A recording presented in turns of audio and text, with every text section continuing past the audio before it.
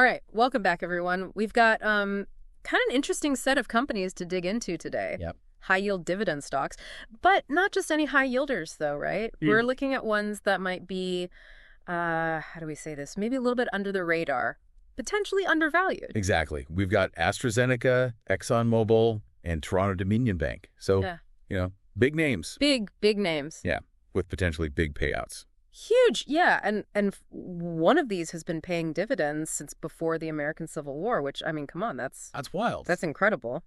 So let's break it down, shall we? What makes these companies tick? What should our listeners be looking for? Well, and I think it's that combination, right, of high yield and potentially cheap.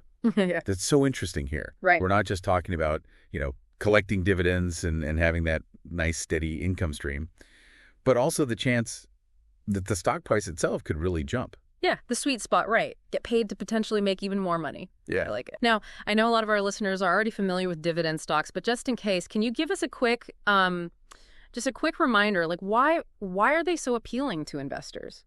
Sure. I mean, think about it this way. When you own a dividend stock, you're a part owner of that company. And so as a part owner, you get a share of the profits. Makes sense. Right. And those profits are distributed as dividends, usually every quarter, directly into your brokerage account. It's passive income, money that's working for you even when you're not. I like the sound of that. Okay, let's jump right in. First up, AstraZeneca. Now, this is a global healthcare giant. I mean, we're talking over $51 billion in sales last year. Yeah, they're massive. Huge, right. And they're offering a dividend yield of 2.2%, which, I mean, that's already better than the average for the S&P 500. But the thing that really caught my eye was their stock it's kind of hanging out near its 52-week low. Right. And if you look at their forward price to earnings ratio, the forward PE, it's like around 14. That's based on, what analysts expect them to earn next year. And I mean, the industry average is more like 20. Oh, wow. Okay. So it does make you wonder, is the market like undervaluing AstraZeneca at the moment? So potentially we're talking about a stock that's underpriced, pays a solid dividend, but is that enough to make it a good long-term investment? Well, I mean, there's more to it than that. AstraZeneca is not just, sitting around. They have this massive pipeline of like 200 projects in development. Wow, 200. Yeah, across like all sorts of areas, oncology, cardiovascular health, immunology. They're not shy, I'll tell you. So they're not putting all their eggs in one basket, huh? Exactly.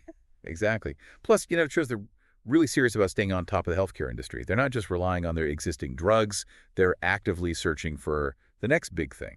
And for a long-term investor, that's a good sign. Yeah, I mean, healthcare, it's always changing. So you want a company that's, looking ahead. Okay, next up, a company that, well, pretty much everyone's heard of, ExxonMobil, one of the biggest energy companies in the world. For sure. Offering a 3.7% dividend yield, which is pretty tempting on its own. But hold on, get this.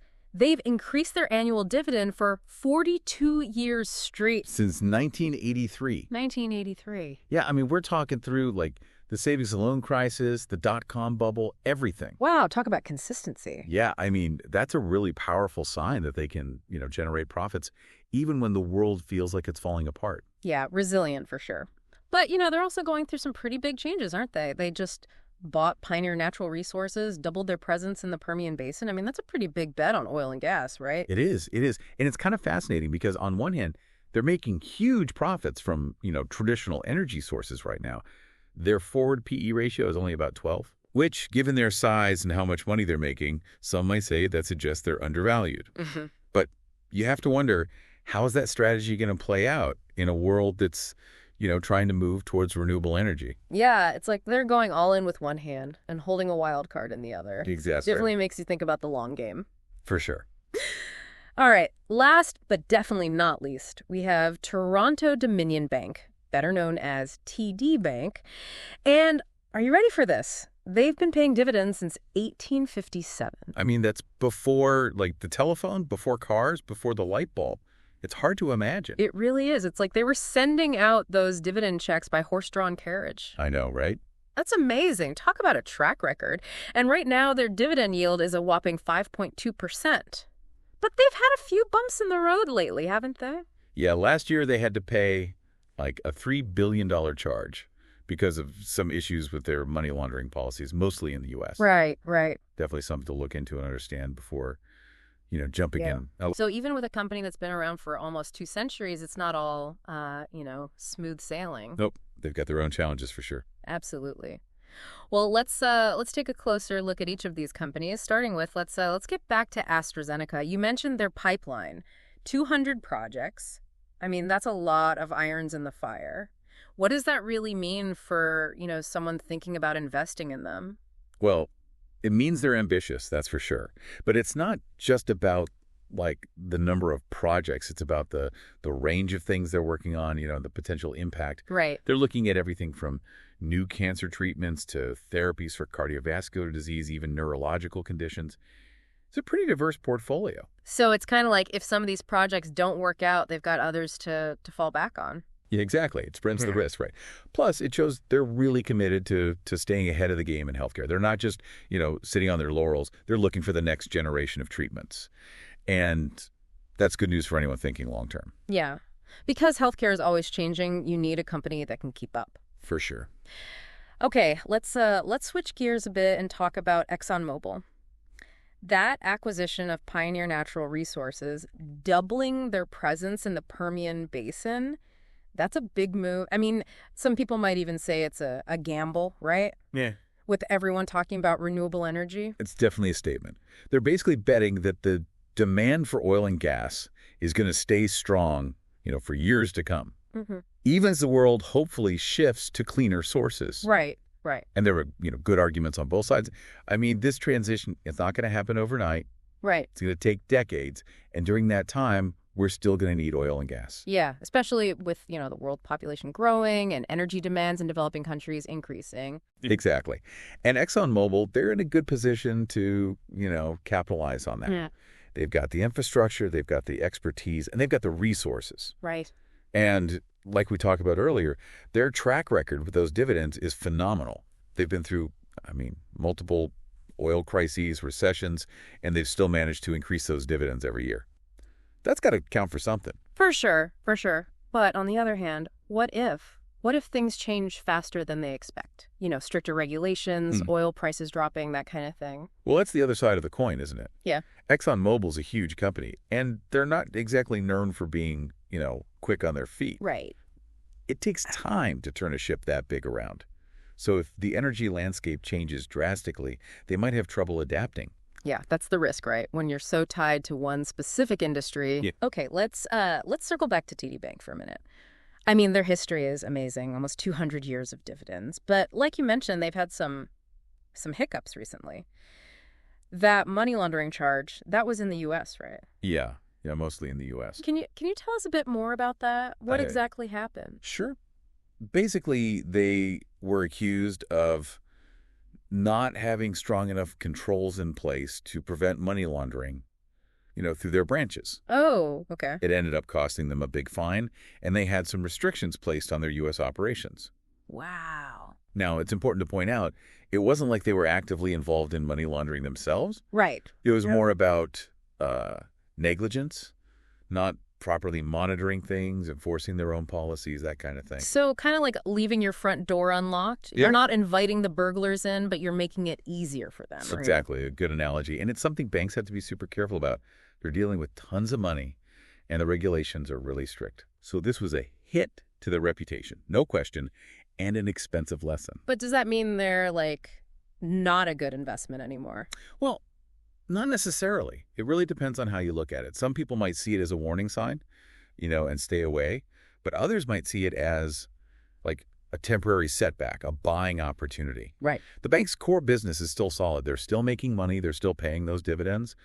And, they've taken steps to fix the problems that led to that charge. So, like with anything, it's about doing your research, weighing the good and the bad. Exactly. And remembering that investing is a long game. You can't get too caught up in the day-to-day ups and downs. You got to focus on the fundamentals, the long-term potential. Good advice. So we've got these three companies, AstraZeneca, ExxonMobil, TD Bank, all offering high dividend yields and potentially, some good deals, but each with their own challenges and risks as well. What are some key takeaways you want our listeners to to keep in mind as they do their own research. I think for me, the biggest takeaway is there's no like magic formula for investing. Right. Yeah. It's about knowing what you want, how much risk you can handle, and, how long you're planning to invest for. Exactly. And it's about really doing your research. Don't just go by, headlines or some flashy numbers. Right. Look deeper, into those financial statements. See how these companies actually make money, what their plans are for the future.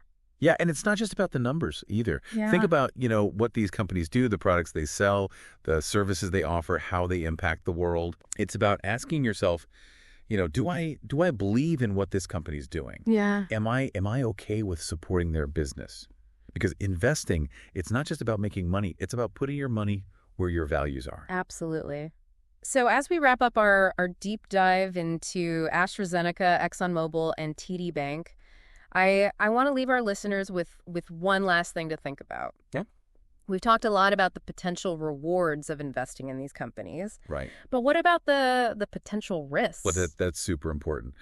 I mean, every investment, it comes with some level of risk. Right. You got to be aware of those risks and factor them into your decision. For example, with AstraZeneca, a lot depends on how those drug projects of theirs turn out. Right. What if some of those big, promising projects don't actually work out? Drug development, it's a tough business. It is. There are always setbacks, things that could go wrong. Absolutely. Yeah. And ExxonMobil, I mean, they're making good money right now, but they've got those two big challenges.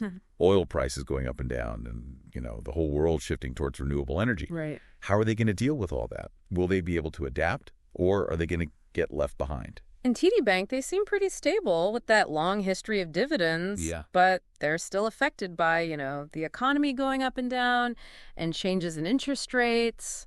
How could those things impact their profits and, those dividend payouts? Right. And these are just some of the questions you should be asking yourself, anytime you're looking at an investment. Remember, the more you know, the better decisions you can make. And don't be afraid to, ask for help. There are lots of resources out there. Financial websites, publications, advisors, people who can help you understand things better. Yeah. Investing can seem intimidating, but it really doesn't have to be. If you take the time to, learn the basics, you can make smart choices and, build a good financial future. Absolutely. So to wrap it all up, we've looked